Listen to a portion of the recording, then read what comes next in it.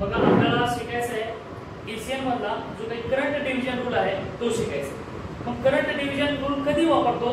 ज्या वेळेस parallel circuit असतो त्यामध्येच करंट डिव्हिजन रूल वापरला जात असतं, कारण करंटला जाण्यासाठी ते रस्ते खूप असतात। मग जिथं पॅरलल सर्किट आहे त्याला जास्त रस्ते असतात। मग बघा इथं सर्किट एक दिलेली आहे, या सर्किट मध्ये बघा काय म्हटलंय अगोदर क्वेश्चन बघा काय आहे, calculate the current to 5 ohm resistance shown in figure. म्हणजे काय म्हटलंय त्यांनी, जे काही 5 ओम रेजिस्टन्स आहे याच्यातून जाणारा करंट काढा। मग कसं करणार तुम्ही? तुम्हाला वाटेल सर वरती पण आहे खाली पण रेजिस्टन्स आहे, पण जे काही करंट जाणार आहे ह्याच्यातून काही याच्यातून जाईल, कारण 4 अँपिअर करंट इथं आहे, तो जाईल असं अजिबात नसणार आहे। जे करंट फ्लो होतो तो कसं होणार आहे, जिथे रेजिस्टन्स कमी आहे तिथून जास्त फ्लो होत असतो, तिथून काय करंट आपला जास्त फ्लो होत असतो। मग कसं होणार बघा, यामध्ये इथं 5 ओहम आहे आणि इथे किती आहे 15 ओहम आहे। मग बघा आता करंट तर काढायचं आहे, मग कोणातलं काढायचं आहे 5 ओहम मधून। मग कसं करणार तुम्ही? Using current division rule. मग आता काय करणार तुम्ही?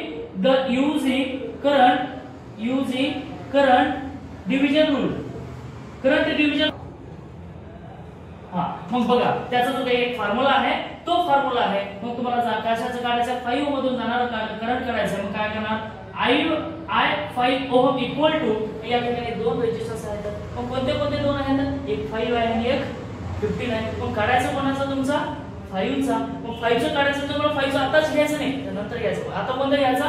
अनवॉन्टेड रेजिस्टन्स, म्हणजे तुम्हाला वांटेड अनवॉन्टेड आहे ना, तुम्हाला लागणार आहे का? तो लागणार नाही। कोणता लागणार आहे तुम्हाला? 5। मग घ्यायचं इथं unwanted resistance divided by wanted resistance plus unwanted resistance। मग या दोघांचं काय करायचं? खाली बेरीज करायचा। वरती काय घेतलं आपण? जे आपल्याला लागणार नाही ते घेतलं आणि गुणिले म्हणजेच काय इनटू टोटल करंट किती जात आहे त्या सर्किट मध्ये ती घ्या। मग टोटल करंट किती आहे? तर 4 आहे। मग 4 काय करायचं इथं इनटू मध्ये घ्या। मग जे काही आता तुम्हाला याच्यामध्ये व्हॅल्यू काय करायचे? फुटायचे। मग कसं फुटणार तुम्ही व्हॅल्यू याच्यामध्ये? मग आता I5 जे काही आहे तुम्हाला काढायचं आहे इक्वल टू घ्या। आता अनवॉन्टेड कोण आहे बघा बरं? अनवॉन्टेड आता ह्याच्यातून जाणार तर आपल्याला काढायचं नाही, काढायचं कोणाला? याच्यातलं काढायचं। म्हणजे हे वॉन्टेड आहे का? हे नाहीये। अनवॉन्टेड कोणता आहे? हा आहे। आणि हे काय अनवॉन्टेड आहे, म्हणजे आपल्याला लागणार हा आहे। मग काढायचं कोणता? अनवॉन्टेड बघा कोण आहे?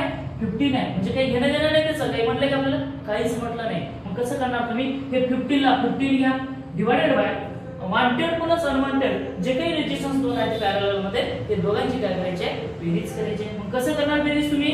15 प्लस 5 आणि इनटू काय आहे इथं 4 आहे। मग 4 कोण आहे? करंट आहे, म्हणजे टोटल करंट आहे। मग टोटल करंट जर घेतला तर काय येणार तुमचं बघा बरं। आता 4 आणि 15 चा जर गुणाकार केलं तर आपल्याला किती येत असतं? 15 चौक 60 डिवाइडेड बाय आता 15 प्लस 5 किती आले?